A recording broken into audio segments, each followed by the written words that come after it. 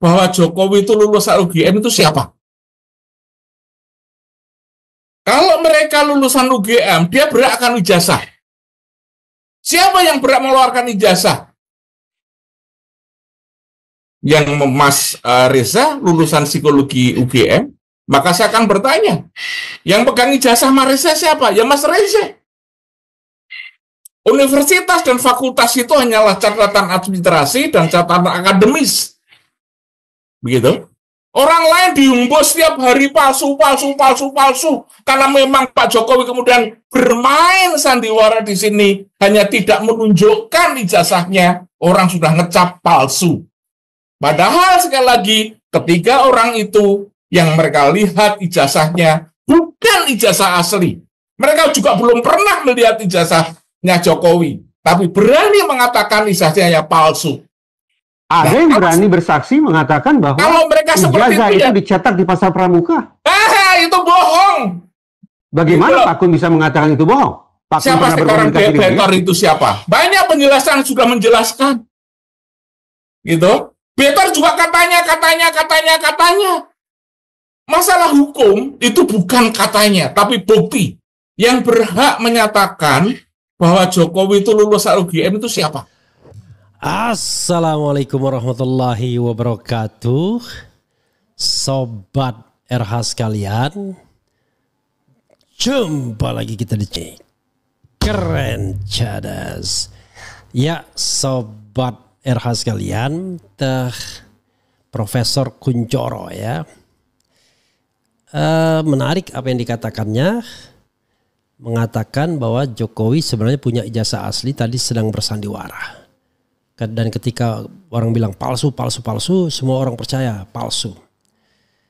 The question is, apakah Pak Kuncoro atau Profesor Kuncoro ini mengikuti isu ijazah ini sedetail-detailnya atau di permukaan saja? Saya khawatir tidak sedetail-detailnya, hanya di permukaan. Kalau di permukaan dan baru kemudian ibarat melakukan interception, wah, saya kira gawat juga. Kedua, logika hukumnya juga tidak ada karena beliau adalah psikolog ya. Walaupun saya berterima kasih pada Profesor Kuncoro ketika saya menjadi ketua BEM dan Anies pada waktu itu menjadi ketua Senat Mahasiswa,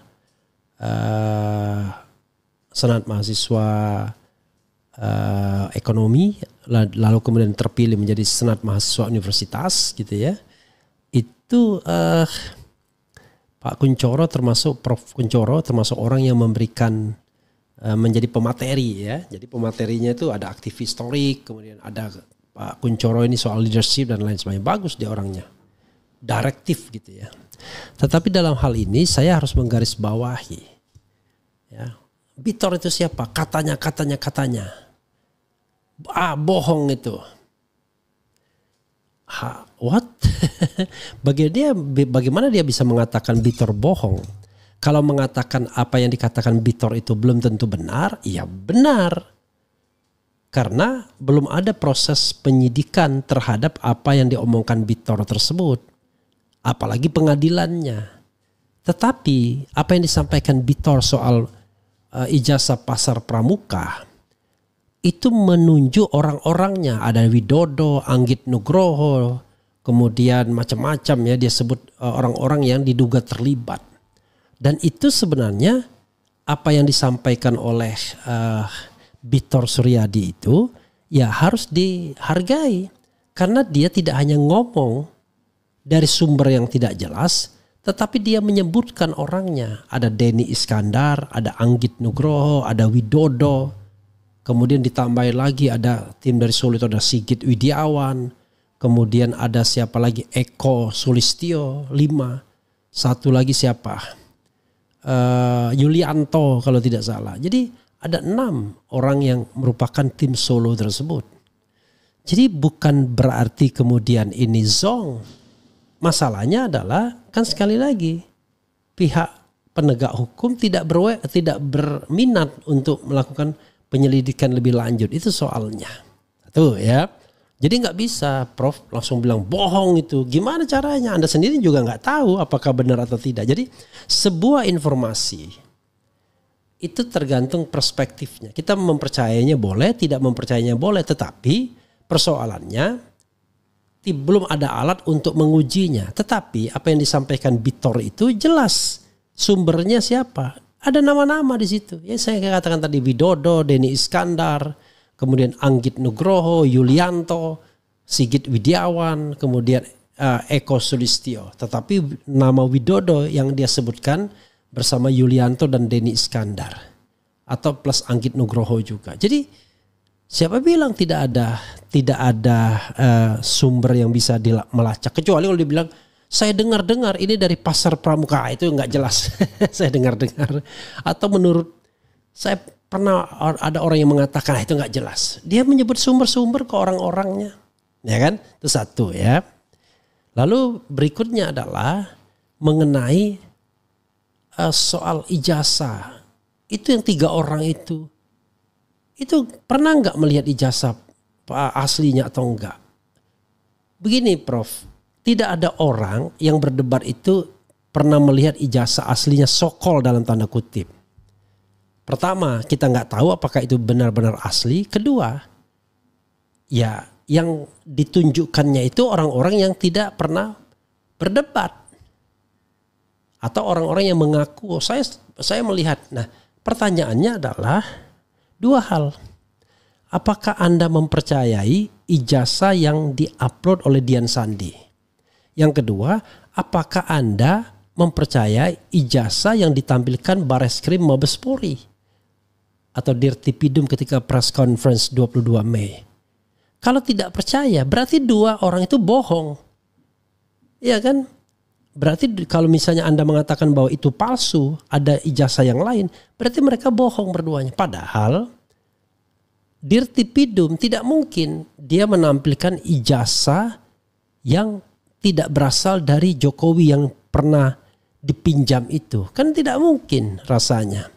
Masa Dirtipidum main bohong-bohongan seperti itu? Artinya kalau dia ingin membela Jokowi ya nggak cara begitulah. Itu kan kriminal artinya. Oke. Dan orang bisa melihat lah. Nanti di pengadilan tiba-tiba ternyata ijazah Jokowi tidak pakai kacamata. Apakah Anda ingin mengatakan begitu? Wah kacau itu, begitu Dirtipidumnya bisa kena pidana, itu bisa dipecat tuh Johandani dan jajarannya kalau begitu. Walaupun saya tahu ini kesalahan berat pun kadang-kadang tidak diberhentikan kecuali Sambo ya. Nah berikutnya misalnya yang diupload Dian Sandi. Dian Sandi kan sudah ke Solo.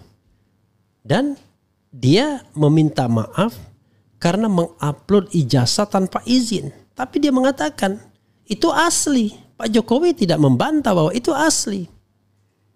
Jadi berdasarkan bekal 2 itu saja, maka dilakukanlah yang namanya metode ilmiah. Baik itu face recognition maupun face comparison ataupun yang namanya image comparison. Dari sana kemudian didapat ternyata ijazah yang dikeluarkan Dian Sandi, diupload Dian Sandi kader PSI dan yang di press conference-kan oleh Dirtipidum itu tidak identik dengan 3 ijazah lainnya. Loh, kok ini dibilang seolah-olah zong semuanya? Gimana? Jadi kadang-kadang bro ya, yang namanya fotokopian pun itu kalau kita mau membandingkan platnya tuh nggak ada masalah. Yang barangkali yang agak masalah adalah kalau kita mau pakai tadi ELA, ya kan, error level analysis itu bermasalah pasti kalau cuma fotokopian yang nggak jelas. Face recognition itu bisa bermasalah, tapi jangan lupa Dian Sandi itu cukup kuat pixelnya, cukup besar pixelnya sehingga masih bisa dilakukan namanya face recognition, ya pengenalan wajah. Membandingkannya ini siapa orangnya. Ternyata lebih mirip Dumatno walaupun kata topi merah Dumatno itu tidak konsisten dalam hal perbandingan itu. Tapi yang jelas yang konsisten itu adalah yang yang pakai toga wisuda itu identik dengan foto ijazah tapi foto ijazah itu atau foto yang wisuda tidak identik dengan Jokowi dan itu konsisten. Loh, masa yang begini tidak bisa dibilang penelitian ilmiah? Sementara ketika orang meneliti yang diupload Dian Sandi dan kemudian yang di press conference kan Bareskrim Mabes Polri dianggap salah. Sementara Pak Jokowi sendiri tidak berani sampai sekarang mengeluarkan ijazah yang so-called aslinya. Nanti akan saya keluarkan di pengadilan. Pengadilan mana? Pengadilan Solo dia hadang agar tidak sampai tahap pembuktian. Begitu negosiasi nggak mau menghadirkan ketika apa istilahnya bukan negosiasi apa namanya untuk mempertemukan kedua belah pihak, mediasi itu tidak mau dikeluarkan ijazahnya. Sekarang kita nunggu pengadilan Sleman, tapi jangan lupa pengadilan Sleman tidak menuntut Jokowi. Jadi selesai. Pengadilan mana, bro? Yang kita tunggu pengadilannya Roy Suryo. Nanti akan dikonstruksikan bukan mengenai ijazah, tetapi soal yang terkait dengan misalnya penghasutan dan lain sebagainya. Jadi masa yang begini aja nggak paham gitu.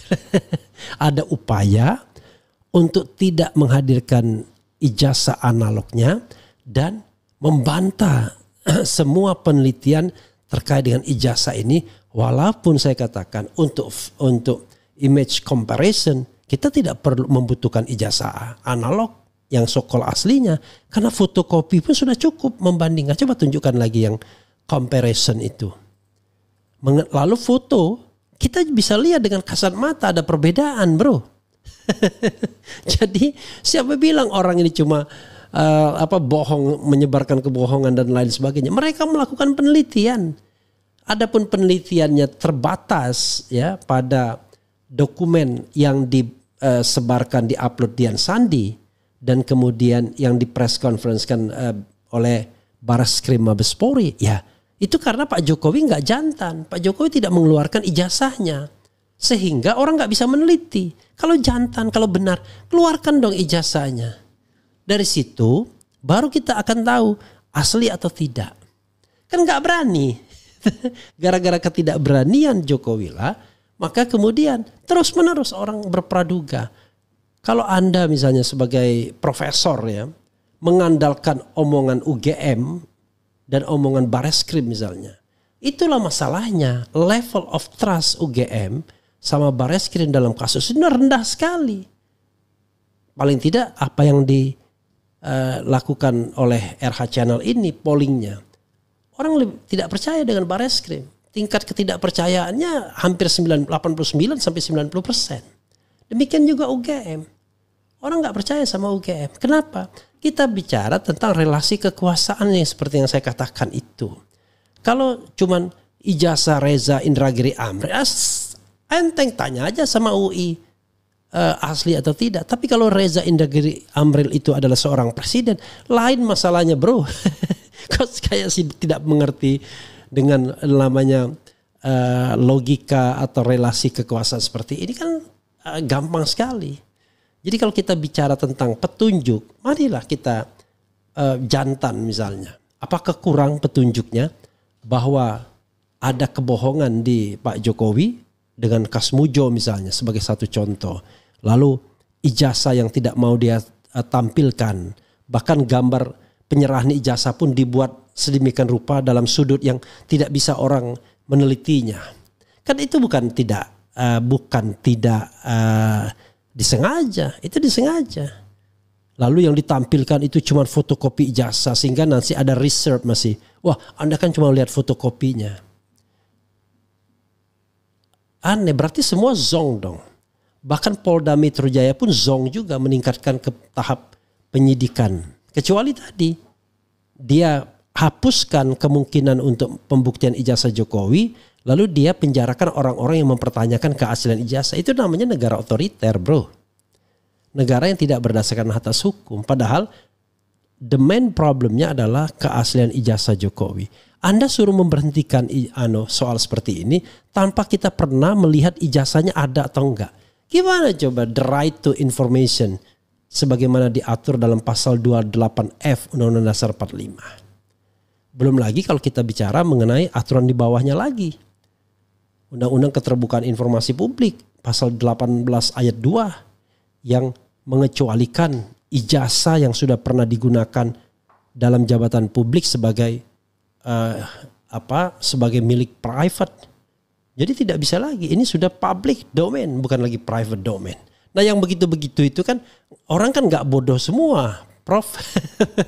Orang kan bisa melihat. Masa kita cuma insan akademik cuma percaya dengan satu statement dari Universitas Gadjah Mada yang dalam relasi kekuasaannya dia underbow. Dalam relasi kekuasaannya dia lemah. Kan begitu yang jadi masalahnya.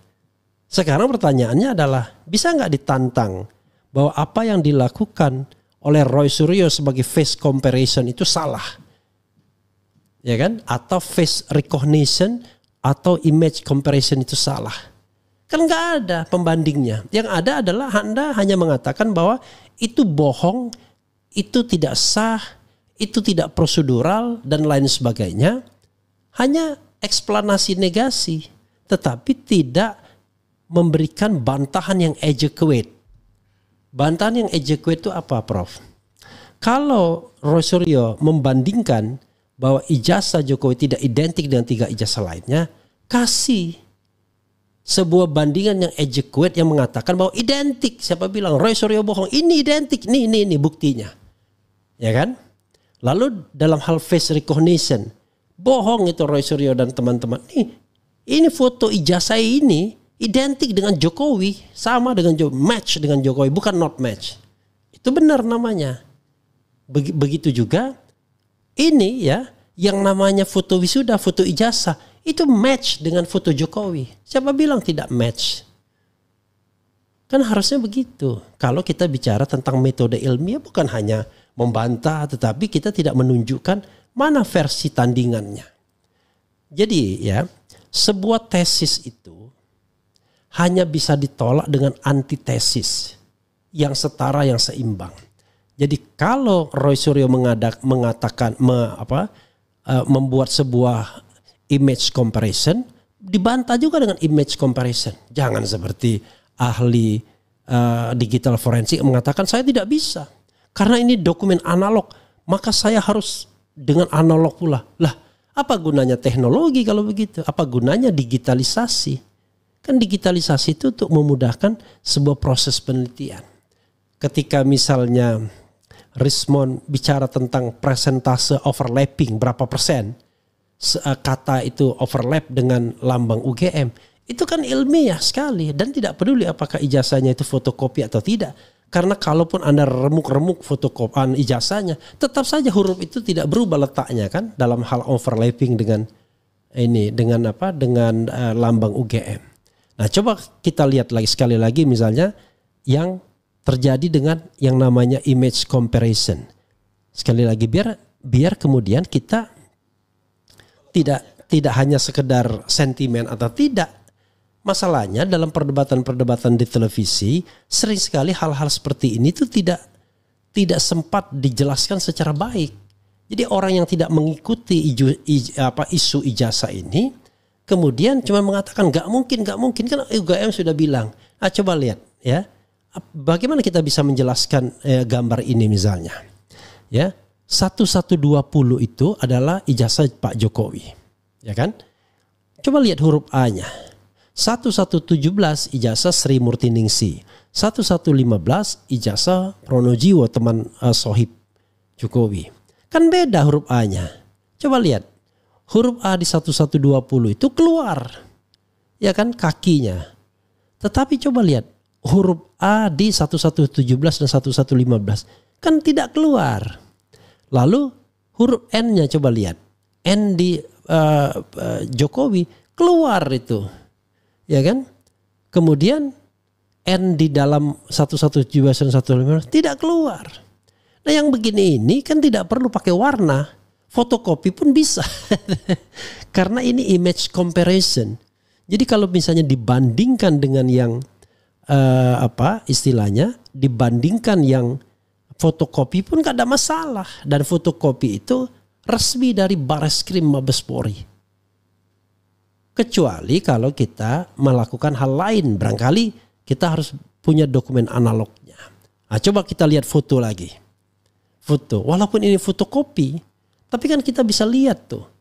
Bagaimana sebelah kiri itu hidungnya lancip, berkumis, ya kan, kemudian bibirnya rodok tebal misalnya.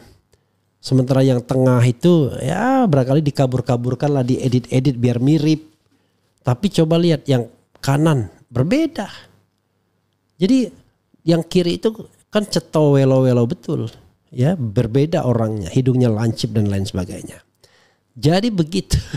Saya sih tuh coba lihat ya. Sama enggak antara yang kiri sama yang presiden, ya kan? Sama enggak? Oh, itu bukan foto ijazahnya. Lalu ini foto siapa? Kan selama ini yang diklaim kan. Nah, menurut Topi Merah, Roy Suryo, itu yang dua yang berkacamata ini, ya dua-duanya, ini orang yang sama. Bukan orang yang berbeda. Yang beda itu adalah foto 3 dan 4. Nah, itu 3 dan 4 orang yang sama. Atau tidak tahu juga apakah kemudian tiba-tiba sama atau tidak. Tapi intinya adalah ini kan kasat mata. Jadi kadang-kadang sedih juga dengan orang yang tiba-tiba datang memaksa kita untuk percaya omongan UGM, untuk percaya omongan Bareskrim. Tetapi menolak fakta-fakta yang dibeberkan ini. Ya kan? Kan lucu jadinya. Masa kita misalnya tanya, "Dok, anak saya lahir laki-laki atau perempuan?" Dokter kandungannya lupa. Ya, atau dia mau bercanda, "Perempuan." Gitu. Lalu kita percaya begitu aja? Kan enggak. Kita kan gak percaya begitu aja, langsung perempuan. Pak, yang paling afdol adalah setelah ada omongan itu kita lihat benar enggak. Bisa jadi dia kemudian salah ngomong karena terlalu banyak dia menghandle kelahiran misalnya. Kan begitu cara metode ilmiah itu. Jadi tidak hanya rely on omongan UGM, karena kita bisa melihatnya dari relasi kekuasaan. Tidak hanya rely on Bareskrim, apalagi proses puslapfornya ya, itu melanggar Perkap nomor 10 tahun 2009, jelas itu melanggar Perkap. Lihat pasal 79 dan pasal 80. Jadi persyaratan untuk uji forensik itu tidak dipenuhi. Salah satunya tidak ada laporan polisi misalnya. Ya kan? Nah, tetapi sekali lagi kita melihat fakta-fakta dan data. Nah, kalau omongan doang, saya nggak akan percaya. Kalau Roy Suryo hanya berdasarkan omon-omon, ini enggak, dia lakukan yang seperti ini, makanya kita percaya.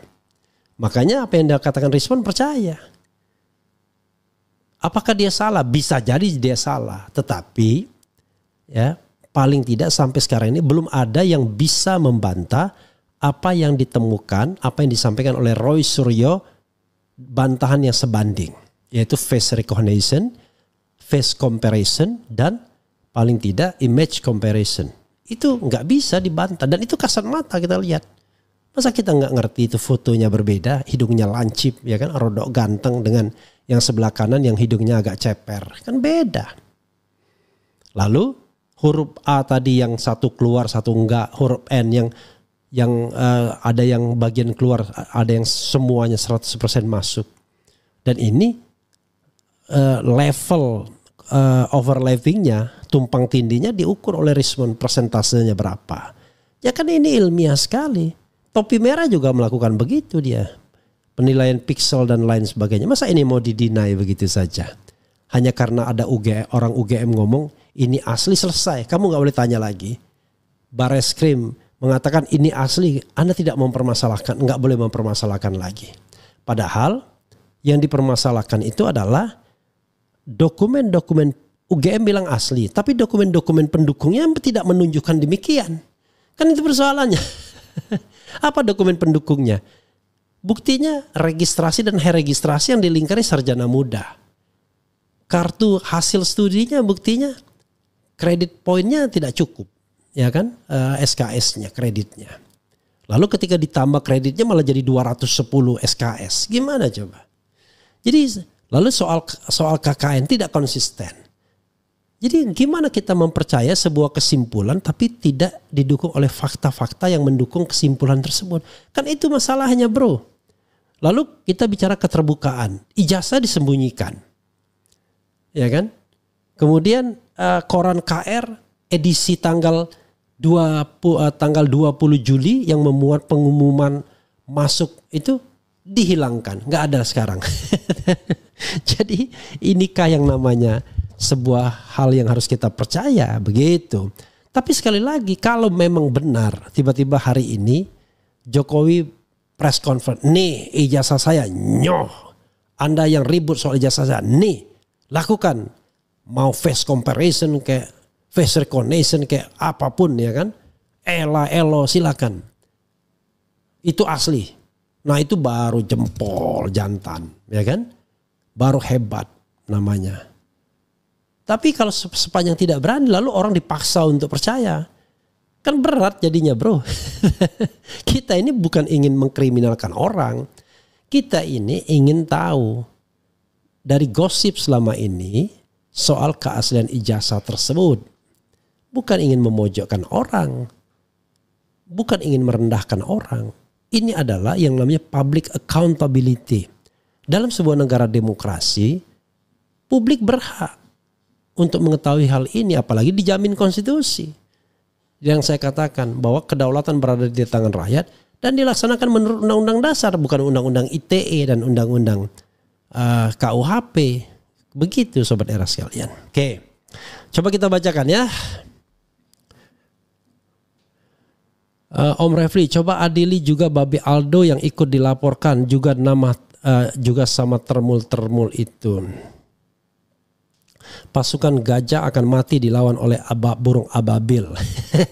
Apa maksudnya ini? Apa ya? Alam taro kaifa fa'ala rabbuka bi ashabil fil.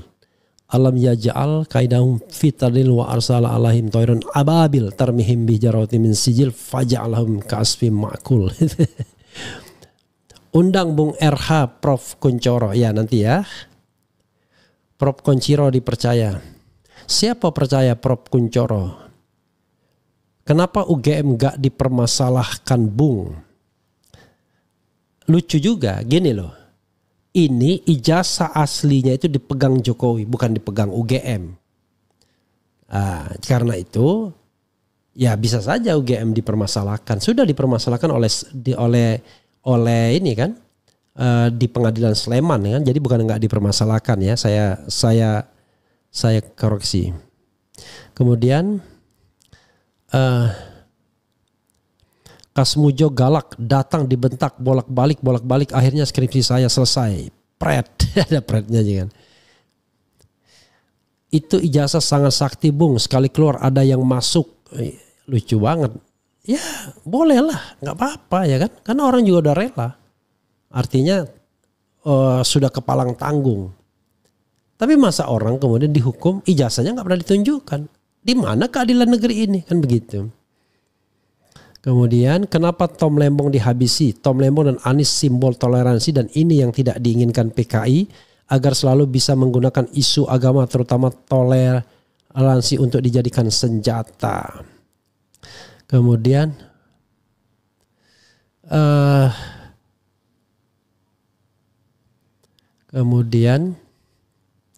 logika Anda terkilir berat, Bung. Anda terpelajar padahal. Lucu juga Osborne ini. Coba show me. Mana logika saya yang Anda permasalahkan. Anda cuma ngomong begitu aja.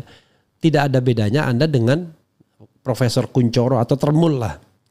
Mengatakan Roy Suryo bohong. Tapi Anda tidak bisa menunjukkan pembandingnya. Di mana bohongnya. Hanya mengatakan bahwa Roy Suryo menggunakan dokumen fotokopian. Ya jelas saja orang dokumen aslinya nggak pernah ditunjukkan. Tetapi kalau dokumen fotokopian itu dianggap bukan bersumber dari barang yang asli, maka berarti Dirtipidum bohong dong. Dian Sandi bisa dipermasalahkan, bisa dihukum dia karena dia bisa kena pasal 35 yang ancaman hukumnya 12 tahun kan begitu. Kemudian Yang saya bingung melihat penegak hukum nggak pernah pakai logika. Bukankah hukum itu harus pakai logika? Ya logika yang lurus ya. Termul nggak usah capek-capek bela yang punya ijazah. Cukup Termul minta ke yang punya ijazah untuk tunjukkan ijazahnya. Clear, praktis dan ekonomis. Iya itulah. Saya nggak percaya itu Pak Jokowi bersandiwara. Yang saya percaya untuk sementara ya, bahwa dia tidak berani menunjukkan ijazahnya dan dia tidak berani menyerahkan ijazahnya untuk diteliti. Itu persoalannya. Kalau bagaimana kalau berani? Ya kita minta maaf kalau salah. Ya kan?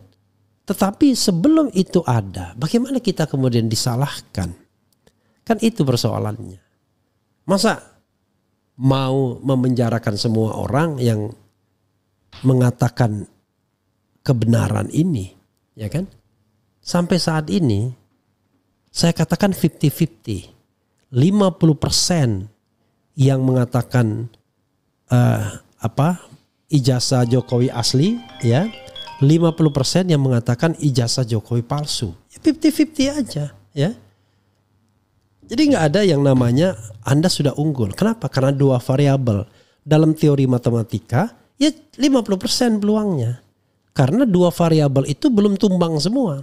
Yang pro ijazah asli belum tumbang, yang pro ijazah palsu belum tumbang. Ya udahlah 50-50. Yang pro ijazah asli bersandar pada pernyataan dari Bareskrim dan UGM, yang pro ijazah palsu bersandar dari penelitian dari Rismond, Dr. Tifa, kemudian Roy Suryo dan lain-lain. Jadi mana yang salah, mana yang benar? Karena itu harus ada yang namanya hakim yang adil, ya, proses penegakan hukum yang adil, mulai dari kepolisian, kejaksaan sampai pengadilan. Tapi kalau tidak ada yang adil, maka ini akan terus menjadi gugatan sepanjang masa. Itu persoalannya, bro. Ya. Oke. Sekira itu saja ya. Mudah-mudahan ini bermanfaat ya. Wassalamualaikum warahmatullahi wabarakatuh. Keren cadas.